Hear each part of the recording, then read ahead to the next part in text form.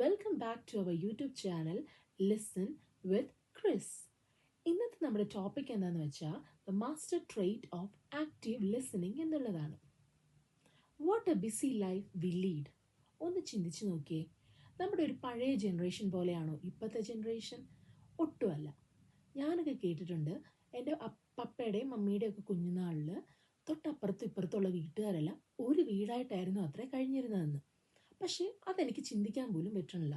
ഇപ്പോഴത്തെ ഒരു സാഹചര്യത്തിൽ എൻ്റെ അപ്പുറത്തെ വീട്ടിൽ എന്താ നടക്കണമെന്ന് എനിക്ക് ഒരു ഐഡിയ ഇല്ല. ഇപ്പോഴത്തെ നാട്ടിലുള്ള വീടൊക്കെ നോക്കുകയാണെങ്കിൽ മതിലുകളുടെ അപ്പുറം ഇപ്പുറയാണ്. മതിലുകൾ കാരണം വീടുകൾ പോലും കാണില്ല എന്നുള്ളതാണ് വലിയൊരു സത്യം. അപ്പം എനിക്ക് ഇന്നും വലിയൊരു ഒരു മിസ്റ്ററിയാണ്, എങ്ങനെയാണ് പണ്ട് കാലത്ത് ആൾക്കാർക്ക് ഇത്രയും ടൈം ഉണ്ടായിരുന്നെന്ന്. പിന്നെ ചിന്തിച്ചപ്പോൾ മനസ്സിലായി, ഇപ്പോൾ ആരും വീട്ടിലിരിക്കുന്നില്ല. ഒന്നെങ്കിൽ അവർ എല്ലാവരും ജോലിയുള്ളവരായിരിക്കും, പിന്നെ അവരായി അവരുടെ പാടായി, പിന്നെ അവരുടെ വീട്ടിൽ വന്ന് എല്ലാവരും ആഹാരം കഴിച്ച് പ്രാർത്ഥിച്ച് ഉറങ്ങുകയൊക്കെ ആയിരിക്കും പതിവ്. ഇല്ലെങ്കിൽ ജോലിയില്ലാത്ത വീട്ടമ്മമാരാണെങ്കിലോ അല്ലെങ്കിൽ വീട്ടുകാരാണെങ്കിലോ അവരാരുടെയും കാര്യം നോക്കാതെ വീടിനുള്ളിൽ തന്നെ ജീവിക്കുന്നവരായിരിക്കാം. അതാണ് ഇപ്പോഴത്തെ ഒരു ജനറേഷൻ. നമ്മളെല്ലാവരും, ഞാനും നിങ്ങളും നമ്മുടെ ചുറ്റുമുള്ളവരൊക്കെ നോക്കുകയാണെങ്കിലും എല്ലാവരും ഓടിക്കൊണ്ടേയിരിക്കുകയാണ്. എല്ലാവരും അവരുടെ റണ്ണിങ് ഫേസിലാണ്, അല്ലേ? ലൈഫിൽ ഒരു റണ്ണിങ് ഫേസിലാണ് എല്ലാവരും ഇരിക്കുന്നത്. സോ നമ്മുടെ ടോപ്പിക്കിലേക്ക് കിടക്കാം. What is active listening? അത് എന്ത് റിലേഷനിലും ആയിക്കോട്ടെ, ലെറ്റ് ഇറ്റ് ബി ഒരു പേരൻ്റ് ആൻഡ് ചൈൽഡ്, അല്ലെങ്കിൽ ഒരു മാരീഡ് കപ്പിളിൻ്റെ ഉള്ളിലാണെങ്കിൽ, ഇല്ലെങ്കിൽ നമ്മുടെ എന്താണ് പറയുക വർക്ക് കൊളീഗ്സിൻ്റെ ഇടയിലാണെങ്കിൽ, എല്ലായിടത്തും ആക്റ്റീവ് ലിസണിങ് എന്നുള്ളത് ഒരു റിലേഷൻ വിജയകരമാക്കാൻ ഏറ്റവും ആവശ്യമുള്ളൊരു കാര്യം എന്നല്ല, ഒരു സ്കില്ലാണ് ആക്ച്വലി. അത് വേറൊരു ഭാഷയിൽ പറഞ്ഞാൽ it's a form of showing respect. ഒരാളെ കേൾക്കുക എന്നുള്ളത് ആക്ച്വലി ഒരു റെസ്പെക്റ്റിൻ്റെ ഭാഗം കൂടെയാണെന്നാണ് ഞാൻ കരുതിയിരിക്കുന്നത്. ഇനി ചിലർക്കെങ്കിലും ഉള്ളൊരു ഡൗട്ടായിരിക്കാം, എന്താണ് ലിസണിങ്, എന്താണ് ഹിയറിങ്? അത് തമ്മിൽ ഭയങ്കര വ്യത്യാസമുണ്ട്. ലിസണിങ് ഒരു ആക്റ്റീവ് കാര്യമാണ്, ബട്ട് ഹിയറിങ് ഒരു പാസീവ് കാര്യമാണ്. നമ്മൾ പറയാറുണ്ട്, എന്താണ്, I'm listening to music. ശരിക്കും നിങ്ങൾ ആ മ്യൂസിക്കിലെ വേർഡ്സ് എല്ലാം ഒന്ന് ലിസൺ ചെയ്ത് നോക്കിയാൽ ഇറ്റ് ഹാവ് എ മീനിങ്, അല്ലേ? ഹിയറിങ് എന്ന് വെച്ചാൽ എന്താണ്? ഇപ്പം ഞാൻ അപ്പുറത്തൊരു ഒരു കൺസ്ട്രക്ഷൻ ബിൽഡിങ്ങിൻ്റെ ഒരു സൗണ്ട് കേട്ടു, ദാറ്റ്സ് ഹിയറിങ്. നമ്മളവിടെ അറ്റൻഷൻ കൊടുക്കുന്നില്ല. ബട്ട് ലിസണിങ് എന്ന് പറഞ്ഞാൽ it's a form of giving attention. ഒരാളെ ഞാൻ ഹിയർ ചെയ്യുന്നതും ഒരാളെ ഞാൻ ലിസൺ ചെയ്യുന്നതും കംപ്ലീറ്റ്ലി ഡിഫറെൻ്റ് ആണ്.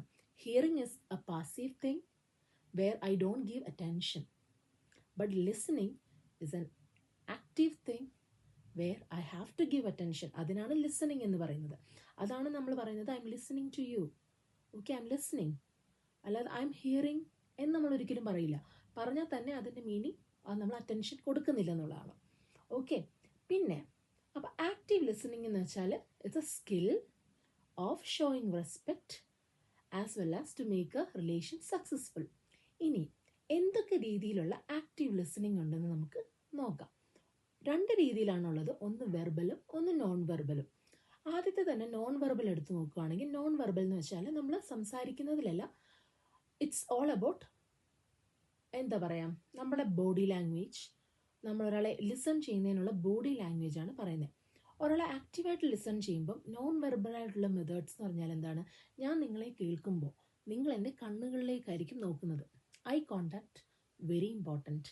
അടുത്തത്, ഞാൻ നിങ്ങളോട് സംസാരിക്കുമ്പോൾ ഞാൻ ഇങ്ങനെ നിന്നാൽ അതിലൊരു രസമില്ല. ഞാൻ കണ്ണുകൾ കൊണ്ട് നോക്കി, നിങ്ങളുടെ കണ്ണിലേക്ക് നോക്കി എൻ്റെ ശരീരം കുറച്ചൊന്ന് മുന്നോട്ടാക്കിയാൽ കുറച്ചുകൂടെ ഇറ്റ് മീൻസ് ദാറ്റ് എനിക്ക് ഇൻട്രസ്റ്റ് ഉണ്ട്, നിങ്ങളെ ലിസൺ ചെയ്യാൻ ഇൻട്രസ്റ്റ് ഉണ്ടെന്ന് കാണിക്കും.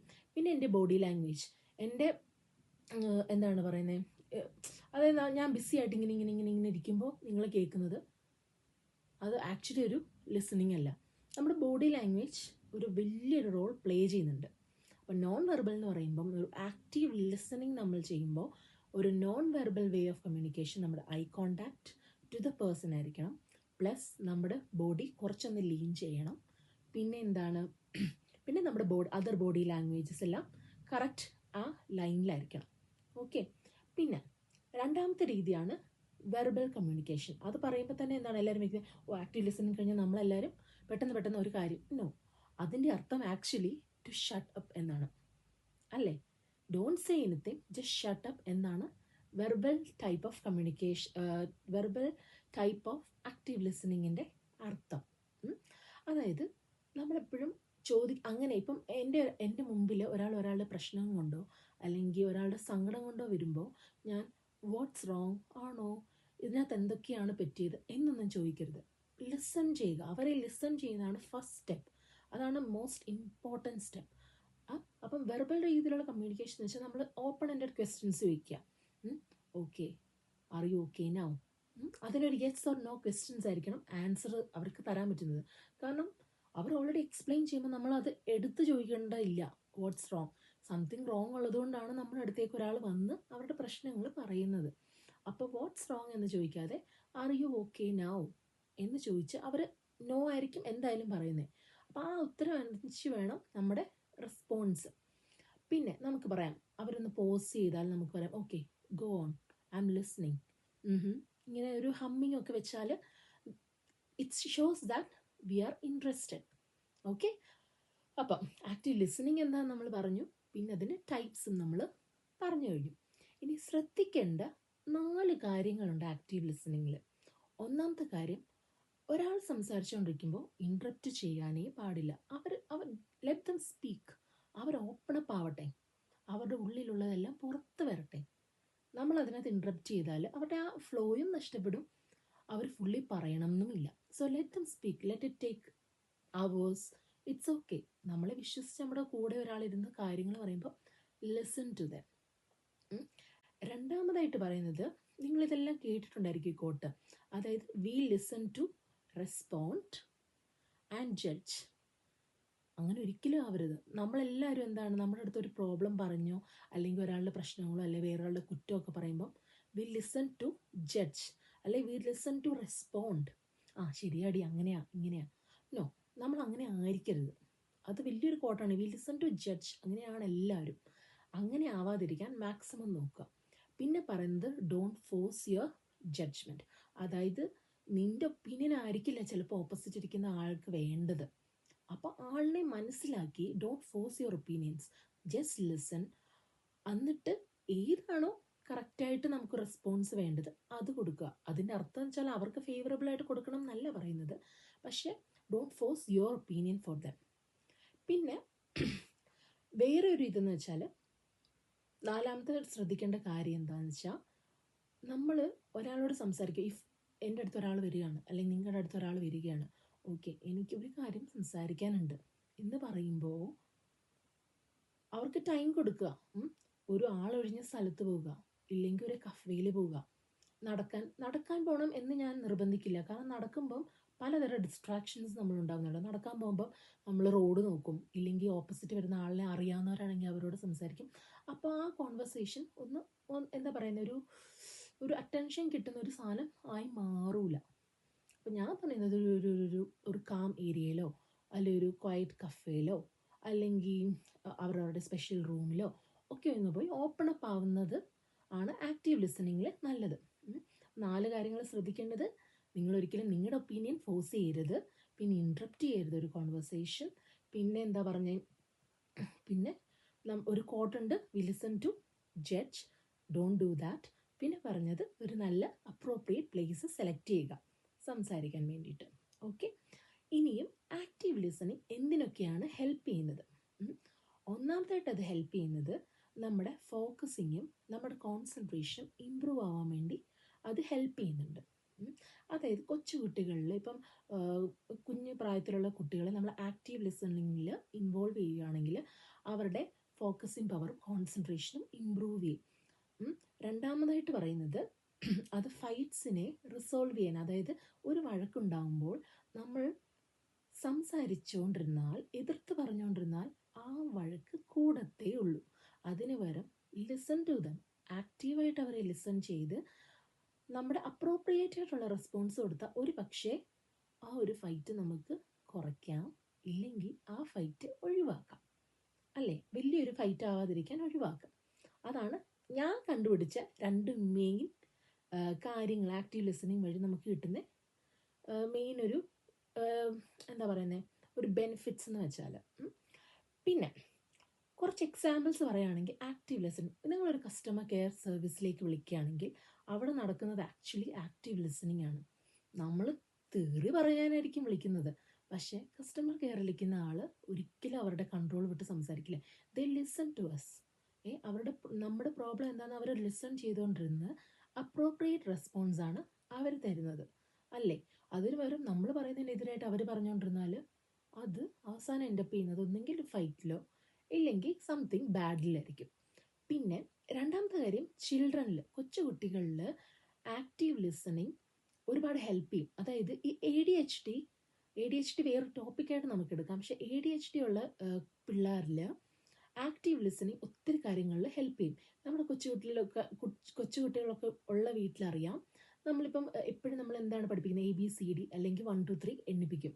അപ്പോൾ ശരിക്കും അവർ ലിസൺ ചെയ്തിട്ട് റെസ്പോണ്ട് ചെയ്യുകയാണ്. അതൊരു ആക്റ്റീവ് ലിസണിങ്ങിന് റെസ്പോൺസ് ആണ് കുട്ടികൾ ചെയ്യുന്നത്. അതായത് ഞാൻ പറയാണ്, ഓക്കെ കുഞ്ഞ് 1 2 3 പറഞ്ഞെന്ന് പറയുമ്പോൾ അവർ 1 2 3 അല്ലെങ്കിൽ ABCD പറയുമ്പോൾ ഞാൻ AB കഴിയുമ്പോൾ അവർ CD പറയുന്നുണ്ടെങ്കിൽ that's A response of active listening. അത് ADHDയിലൊക്കെ ആക്റ്റീവ് ലിസണിങ്ങിൻ്റെ ഒരുപാട് പ്രോഗ്രാംസ് ഒക്കെ ഉണ്ട്, അതിനെപ്പറ്റി നമുക്ക് പിന്നീട് സംസാരിക്കാം.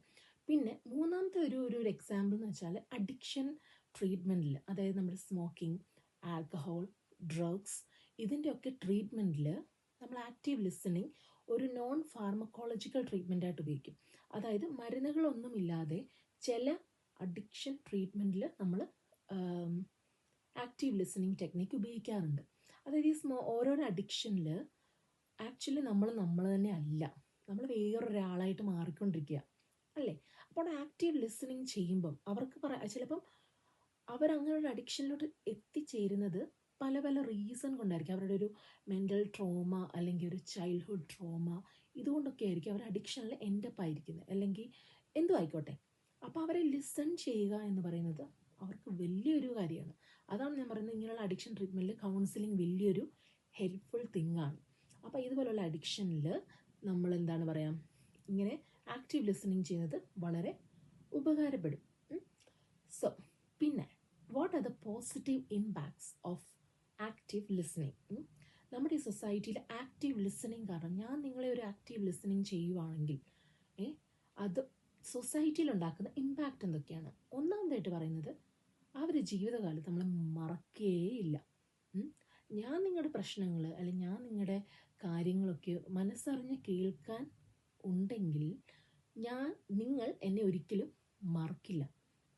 അവർ ഈ ലോകത്ത് ഏത് ഒരു ഹൈ പൊസിഷനിൽ എത്തിയാലും അല്ലെങ്കിൽ ഒരു ഡൗൺ പൊസിഷനിൽ എന്തായിക്കോട്ടെ, അവർ നമ്മളെ മറക്കൂല ഒരിക്കലും.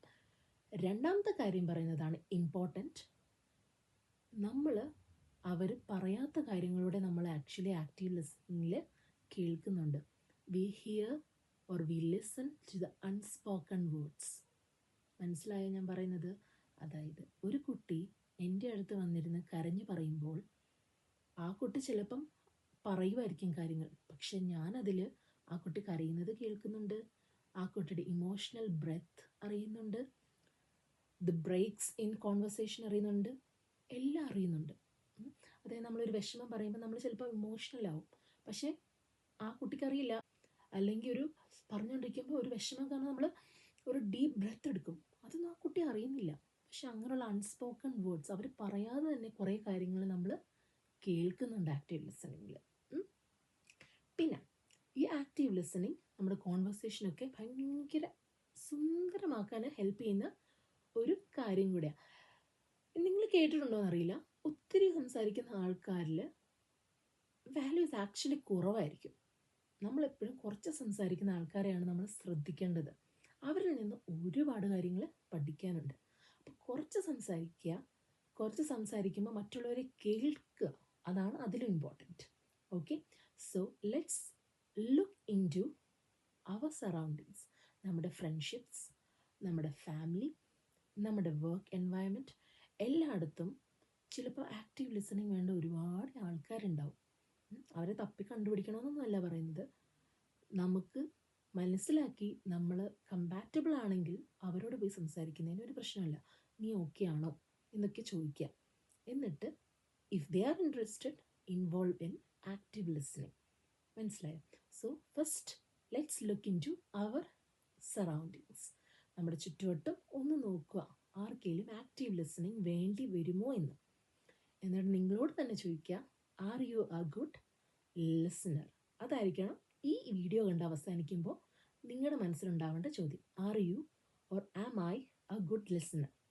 So let's spread smile on strangers as well as people who are very close to us through active listening. So let happiness roll on. Peace to all. Love you.